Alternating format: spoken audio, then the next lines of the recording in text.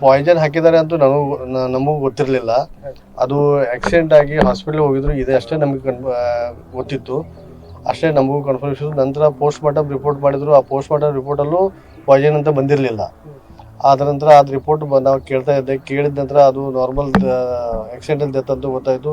ಹೀಗಾಗಿ ನಾವು ಸುಮ್ಮನಾಗಿ ಬಿಟ್ಟಿದ್ವಿ. ಆದರೆ ಅವರು ಗಂಡ ಹೆಂಡತಿ ಮಧ್ಯೆ ಸರಿಯಾಗಿರಲಿಲ್ಲ, ಕಿರಿಕಿರಿ ಇತ್ತು, ವೈಮನಸ್ಸಿತ್ತು. ಅವಳಿಗೆ ಸುಮ್ಮನೆ ಅವ್ರಿಗೆ ಹಣ ಅಷ್ಟೇ ಬೇಕು, ಗಂಡ ಬೇಡ, ಹೀಗೆಲ್ಲ ಪ್ರಾಬ್ಲಮ್ಸ್ ಇತ್ತು, ಇಂಟರ್ನಲ್ ಪ್ರಾಬ್ಲಮ್ಸ್ ಇತ್ತು. ಬಟ್ ಹೀಗೆ ಮಾಡ್ತಾರಂತ ನಮಗೆ ಗೊತ್ತಿರಲಿಲ್ಲ. ಅದೇ CPI ಜಾವೇದ್ ಸರ್ ಅವರು ನಮಗೂ ಗೊತ್ತಿರಲಿಲ್ಲ, ಯಾರಿಗೂ ಗೊತ್ತಾಗಿಲ್ಲ. ಆ್ಯಕ್ಚುಲಿ ನಮಗೂ ಗೊತ್ತಿರಲಿಲ್ಲ. 3 months ಆಗಿ ನಾನು last one month before post mortem report ಏನಿದೆ ಅಂತ ಕೇಳಿದ್ದೆ ಅಷ್ಟೇ. ಆದರೆ ಆಕ್ಸಿಡೆಂಟಲ್ ಡೆತ್ ಅಂತ ಗೊತ್ತಾಗಿತ್ತು. ಆದರೆ ಅದು ಹೀಗೆಲ್ಲ ಇದೆ ಅಂತ ನಮ್ಗೆ ಗೊತ್ತಿರಲಿಲ್ಲ. ನನಗೆ ಆ್ಯಕ್ಚುಲಿ ನಿನ್ನೆನೇ ಫ್ಯಾಮಿಲಿ ಡಿಸ್ಪ್ಯೂಟ್ ಅಲ್ಲ ಏನು ಸರ್, ಇದು ಪ್ರಾಪರ್ಟಿ ಡಿಸ್ಪ್ಯೂಟ್ ಅದ? ಹಾಂ, ಪ್ರಾಪರ್ಟಿ ಡಿಸ್ಪ್ಯೂಟ್ ಹೀಗಿತ್ತು. ಆಮೇಲೆ ಬೇರೆ ಕೇಳ್ಪಡಕ್ಕೆ ಬಂತು ಸರ್, ಬೇರೆ ಥರ ಅವರು ಅವ್ರ ಮಿಸ್ಸಸ್ಸು ಮತ್ತು ಆಮೇಲೆ ಇನ್ನೊಂದು ಕೂಡಿ ಈ ಥರ ಮಾಡಿದ್ರು. ಅದು ಎಲ್ಲ ನಮಗೆ ಗೊತ್ತಿರಲಿಲ್ಲ. ಅದೆಲ್ಲ ಈಗ ತಾನೇ ಜಾವೇದ್ ಸರ್ ನಿನ್ನೆ ನಾನು ಬಂದ ತಕ್ಷಣ ನನಗೆ ಗೊತ್ತಾಯಿತು. ಅವರು ತನಿಖೆ ಮಾಡ್ತಾ ಇರೋದು, ಅದು ಎಷ್ಟು ದಿನದಿಂದ ಮಾಡ್ತಿದ್ರು ಅದು ನಮ್ಗೆ ಗೊತ್ತಿರಲಿಲ್ಲ. ನಿನ್ನೆ ಅಟ್ ಎ ಟೈಮ್ ನಾವು ಆಫೀಸಲ್ಲಿ ಇದ್ದಾಗ ಜಾವೇದ್ ಸರ್ ಫೋನ್ ಹಚ್ಚಿ ಸ್ವಲ್ಪ ಪೊಲೀಸ್ ಸ್ಟೇಷನ್ ಕಡೆ ಬರಬೇಕು ಅಂತ ತಕ್ಷಣ ಮಧ್ಯಾಹ್ನ ಬಂದಿದ್ದೆ. ಆವಾಗ ಸರ್ ನನಗೆಲ್ಲ ಈ ತನಿಖೆ ಬಗ್ಗೆ ಎಲ್ಲ ತಿಳಿಸಿ ಹೇಳಿದರು. ಅದ ನಂತರ ಇವತ್ತು ಇದೆಲ್ಲ ಮಾಡೋದು ಅಂತ ಅವರೇ ಹೇಳಿದ್ರು. ಏನು ಮಾಡ್ತಾ ಇದ್ರು ಸರ್ ನಿಮ್ಮ ಬ್ರದರ್ ಅವರು? ಏನು ಕೆಲಸ? ಬ್ರದರ್ ಅವರು ಆರ್ಮಿ ರಿಟೈರ್ಡ್ ಆಗಿದ್ರು. ರಿಟೈರ್ಡ್ ಆಗಿ ಈಗ ಮನೇಲೇ ಇದ್ರು.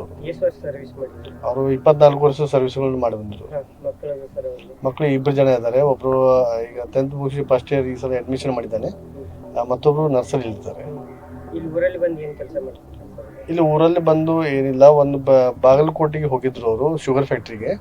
ಒಂದು 4 months ಮಾಡಿ ವಾಪಸ್ ಬಂದಿದ್ರು. ಈಗ 1.5 monthದಿಂದ ಮನೆಯಲ್ಲೇ ಇದ್ರು ಅವರು. ಮೊನ್ನೆ ಎಲ್ಲಿ ಹೋಗ್ತಾ ಇದ್ದಾರೆ ಸರ್ ಇವರು?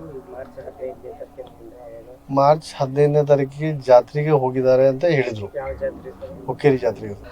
ನಾವು ಸಂದೀಪ್ ಮಂಜರೇಕರ್ ಅವರು ಮಂಜರ್ಗಿ ಅವರ ಏನೋ ಬಾಡಿ ಒಂದು ಎಕ್ಸಿಬಿಷನ್ಗೆ ಬಂದಿದ್ವಿ. ಇದು ಒಂದು 3 ತಿಂಗಳ ಹಿಂದೆ ಅವ್ರದ್ದು ಆಕ್ಸಿಡೆಂಟ್ ಆಗಿದೆ. ಸೊ ಚಿಕಿತ್ಸೆ ಸಂದರ್ಭದಲ್ಲಿ ವಿಷ ಏನೋ ಒಂದು ಮೇಲ್ನೋಟಕ್ಕೆ ವಿಷ ಪ್ರಸಾನದ ಮುಖಾಂತರ ಡೆತ್ ಆಗಿದೆ ಅಂತೇಳಿ ಮೇಲ್ನೋಟಕ್ಕೆ ಕಂಡು ಬಂದಿದೆ ಅವರಿಗೆ. ಸೊ ಆ ನಿಟ್ಟಿನಲ್ಲಿ ಇವತ್ತು ನಾವು ಈ ಬಾಡಿ ಎಕ್ಸಾಮನ್ನು ಸುಕೋ ಟೀಮು, ನಮ್ಮ ಪೊಲೀಸ್ ತನಿಖಾಧಿಕಾರಿಗಳು, ನಮ್ಮ ಗ್ರಾಮ ಪಂಚಾಯತಿ ಸಿಬ್ಬಂದಿ ಹಾಗೂ FSL ಟೀಮ್ ಇವ್ರ ಜೊತೆಗೆ ಇವತ್ತು ನಾವು ಇದನ್ನು ಬಾಡಿಯನ್ನು ಹೊರಗಡೆ ತಗೊಂಡು ನಮಗೆ ಏನು ಅವಶ್ಯಕತೆ ಇದೆ FSL ಟೀಮ್ ಕೆಲವಿಷ್ಟು ಬಾಡಿ ಪಾರ್ಟ್ಗಳನ್ನು